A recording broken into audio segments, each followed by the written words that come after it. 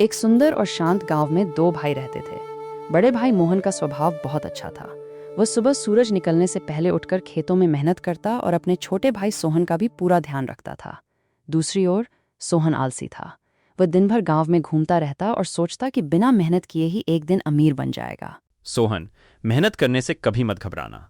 मेहनत का फल हमेशा मीठा होता है। भैया, इतनी मेहनत करने से क्या होगा? मैं तो कोई आसान रास्ता ढूंढ लूंगा। दिन बीतते गए। मोहन खेतों में पसीना बहाता रहा। उसकी फसल धीरे धीरे हरी भरी होने लगी। लेकिन सोहन ने खेत की तरफ देखा तक नहीं। गांव वाले भी मोहन की मेहनत की तारीफ करते थे और सोहन को समझाते थे, लेकिन वह किसी की बात नहीं सुनता था। भाई, अभी भी समय है। मेरे साथ खेत में चलो। नहीं भैया, मैं आराम से ही खुश हूँ। कुछ महीनों बाद पूरे गांव में सूखा पड़ गया। जिन किसानों ने मेहनत की थी उनके घर अनाज से भरे हुए थे, लेकिन सोहन के घर में खाने के लिए एक दाना भी नहीं बचा।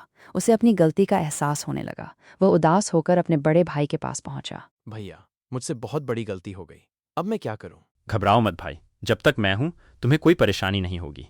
मोहन अपने घर से अनाज की बोरियां लाया और बिना कुछ सोचे अपने छोटे भाई को दे दी। उसने कभी पुराने दिनों की शिकायत नहीं की।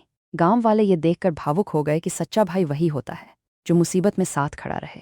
भैया, मैंने कभी आपकी मदद नहीं की, फिर भी आपने मेरा साथ नहीं छोड़ा। भाई का रिश्ता स्वार्थ से नहीं, प्यार और विश्वास से चलता है। अगली सुबह सूरज की पहली किरण के साथ दोनों भाई एक साथ खेत पहुंचे। इस बार सोहन पूरे मन से मेहनत करने लगा। कुछ महीनों बाद उनकी फसल पूरे गांव में सबसे अच्छी हुई। दोनों भाई खुशी खुशी रहने लगे और गांव वालों के लिए मिसाल बन गए। भैया, आपने मुझे मेहनत और भाईचारे का असली मतलब सिखा दिया। याद रखना, मेहनत और परिवार का साथ कभी मत छोड़ना।